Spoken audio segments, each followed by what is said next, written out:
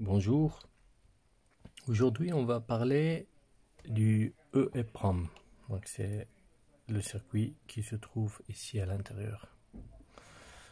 Le EEPROM, c'est une mémoire qui reste bien sauvegardée même si on coupe le courant. On utilise le EEPROM pour garder une configuration dans une machine par exemple. Par exemple, si on a un ascenseur, c'est très ennuyant si à chaque rétablissement de courant, on doit rentrer les valeurs de l'ascenseur, le nombre de portes, le nombre d'étages et ainsi de suite.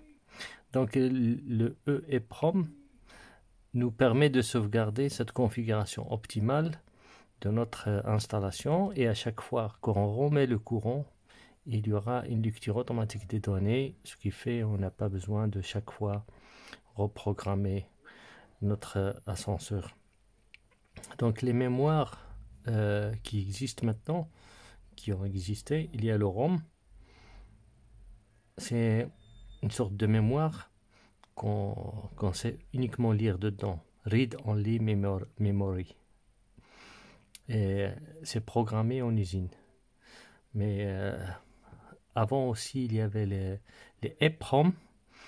EPROM, c'est une mémoire programmable, mais le problème, pour l'effacer, il faut de l'ultraviolet et tout ça. Donc c'est pas très facile. Donc maintenant on a le EEPROM.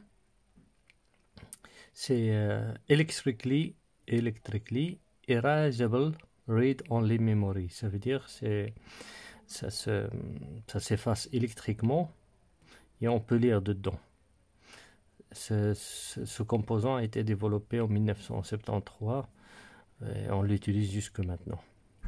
Et maintenant on commence à travailler avec des cartes SD qui peuvent aller à plusieurs gigabytes et tout ça.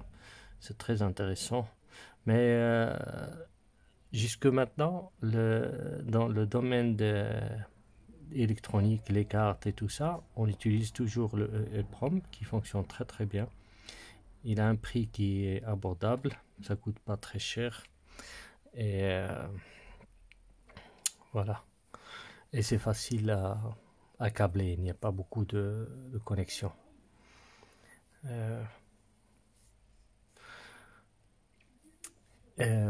Encore une chose, donc ça c'est le EEPROM.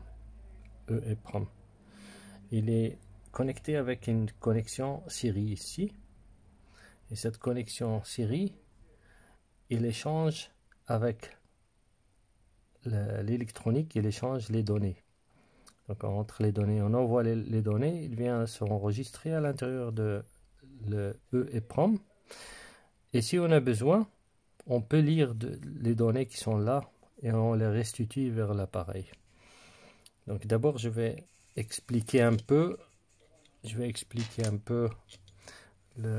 comment dire, je vais expliquer le fonctionnement de ce truc là, parce que ça c'est une clé de mémoire qui est utilisée par la compagnie Arkel, la firme des ascenseurs Arkel, et ils utilisent ça comme une clé de sauvegarde.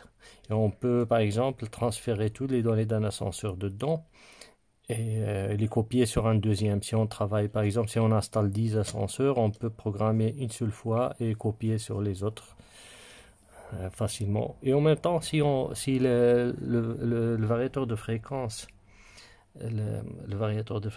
il tombe en panne ou il est défectueux, on peut le remplacer. Il suffit de mettre la clé et juste de copier les informations qu'il y a dedans vers le variateur de fréquence. Et comme ça, on n'a pas à faire plein de programmation, quoi. Ça, c'est une chose. Et donc, pour expliquer ça, vous voyez ici, c'est un composant qui a une encoche ici. Et puis, il a 4 connexions ici et 4 là-bas. Ça fait 8. Donc, je vais le laisser ici. Donc, je vais dessiner le circuit de mémoire et on va essayer de voir ça ensemble On va le dessiner ici. Donc c'est comme ça. Donc ça c'est l'encoche. Ça c'est pour repérer la borne 1. Ça c'est 1, 2, 3 et 4. 5, 6, 7, 8. La borne 4. On va commencer par le 4. 4 c'est le ground. 4 c'est le ground. GND. De 1 jusqu'à 3, ce sont les entrées adressage. A1, A0, pardon, A1, A2. Et ici, c'est l'entrée data, SDA. Serial, S c'est serial et DA c'est data. Et ici, S c'est L, c'est serial clock. Clock c'est les impulsions à 0 ou quoi. Donc, et ensuite, ici c'est WP. Et ça c'est write protect. Ça veut dire protection en écriture. Ensuite, VCC, c'est la tension positive. Donc ça, c'est le circuit qui se présente exactement comme ça. Donc ça, c'est l'encoche. L'encoche, il est là. 1, 2, 3, 4, 5, 6, 7, 8. Je vais ajouter certains trucs avant de rentrer dans les détails de connexion avec ça. Ça ressemble à ATMLH14. ATMLH H412, pardon, 412. Et il a une tension VCC qui peut être connectée entre le 1,8. Donc, je vais regarder ici, VCC est égal 1,8 jusqu'à 5,5 volts. L'organisation intérieure des data, c'est 32 786 86 fois 8. C'est 256K. Il a deux fils série interface. Il est protégé par un trigger de Schmitt. Le trigger de Schmitt, il empêche les fluctuations de tension et alors il fait comme une filtration de bruit pour le composant là. Donc il y a une protection dedans de trigger de Schmitt. Et il travaille avec un protocole bidirectionnel de transfert de data. Donc les informations, elles peuvent sortir, elles peuvent rentrer. Et les pins sont protégés en écriture par cette pin là. Si on le met à la masse, si on attache ça à la masse, on peut écrire et lire. Si on le met à une tension positive, par exemple plus 5 volts, là il est protégé et on ne sait pas écrire dedans, c'est seulement lire. Donc ce truc là, il a une compatibilité. Si vous voulez, il a une compatibilité de 1 MHz. Il est compatible avec une tension de 5 volts et aussi avec 2,7 et 2,50. Mais à 400 kHz, et il a une compatibilité avec 1,8 volts. Il donne le meilleur fonctionnement. Ah oui, encore une chose.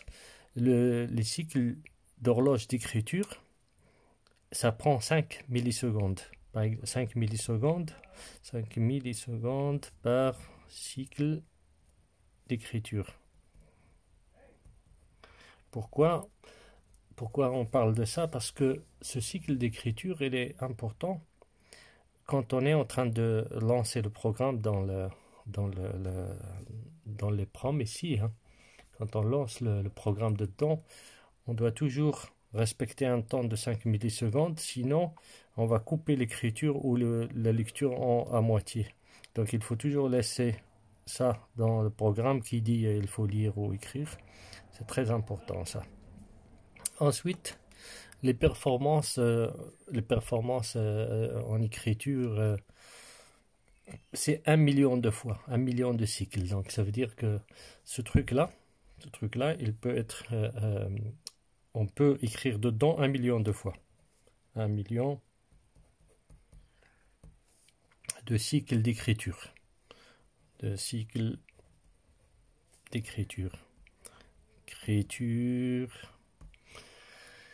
Et ensuite, il a une date aussi, il a une rétention d'informations de presque 40 ans. Donc il peut garder les informations à l'intérieur presque 40 ans. Normalement ils disent 10 ans, mais 40 ans dans le datasheet. Je trouvais que c'était 40 ans. Il expliquait que 40 ans. Qu'est-ce qu'il y a encore? Donc, comme on a dit, le A0, A1, A2, ça sont les adresses input, adresse input. Ensuite, ça c'est ground. On a dit VCC. Ça c'est en cas où on veut le protéger, on le met sur plus 5 par exemple, ou plus 3. Et si on veut que ça soit pas protégé, pardon. Donc on a dit ça c'est les adresses input, ground, l'alimentation VCC, ça c'est pour la protection. En écriture, on le met sur état haut. Si on veut écrire dedans, on le met sur état bas. Ça c'est l'horloge et ça c'est serial data. Donc comment ce truc là est câblé ici? Donc ici j'ai essayé de regarder comment on a câblé ça. Ici on a le connecteur Siri. On a 2, 3, 4, 5. Ici on a 1, 2, 3, 4. Donc il est comme ça. Donc il y a 9 trous dedans. 9 trous. Alors, la connexion interne, ils ont branché. Je vais marquer des points ici. Et des points là. Plus simple. Donc ça, c'est connecté avec cette point là. On a connecté aussi le serial data avec serial clock. Ici, entre la borne A2, on a utilisé celle-là. Qu'est-ce que j'allais dire? Le A2, d'abord on l'a branché avec le ground. Et il est branché avec la borne ici. Ça c'est ground. Comme ça. Ensuite, le A0, il est branché ici. A0 branché ici. Donc on peut dire ici A0. Ici GND. Le VCC, on l'a branché ici. Vous voyez ici, on monte comme ça. Hop.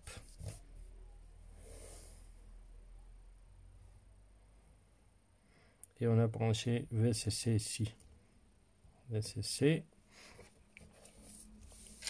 Je vais réduire parce que sinon VCC ici. Ensuite, pour voir le transfert des informations, quand on envoie les datas et on reçoit les datas, ils ont mis une diode, une résistance et une diode. Donc ici une résistance, puis il y a une diode. Cette résistance elle est branchée avec le serial data. Et ensuite, il va jusqu'à la bande 3. La bande 3, c'est le A2. Voilà. C'est comme ça. Donc, voilà. Donc, WP, normalement, ce qu'on doit faire, on doit le brancher dans un état bas. ground. On va l'attacher avec ici pour pouvoir écrire dedans. Si on veut, si on écrit dedans et on veut le protéger, on le met directement sur l'état haut et c'est bon. Donc ça c'est plus ou moins comment il est câblé. C'est très il reste encore un autre détail, oui, le 1.1. Le 1.1.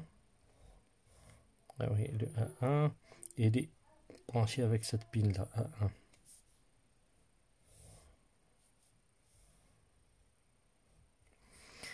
Donc eux, ils ont utilisé deux adresses data. Ils ont utilisé deux adresses input. Et ils ont utilisé un serial data ici et la clock. Voilà, et comme ça, ils peuvent transférer les données dans les deux sens.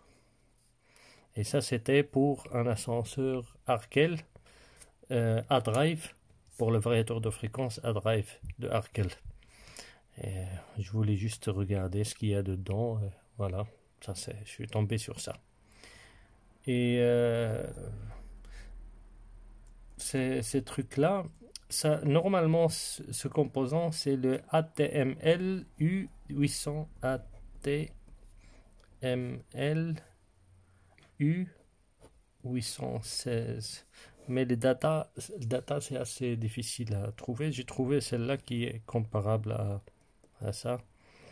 Et voilà quoi. Donc en résumé, c'est un truc qui est assez... qu'on peut écrire un million de fois. Il peut rester plusieurs années stocké, 40 ans. Les informations, elles peuvent rester 40 ans.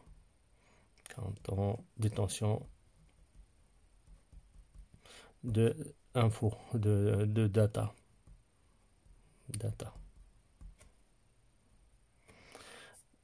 Donc il peut garder des informations presque 40 ans. C'est assez spécial. Voilà. Ça c'est pour le Arkel A-Drive. Arkel A-Drive.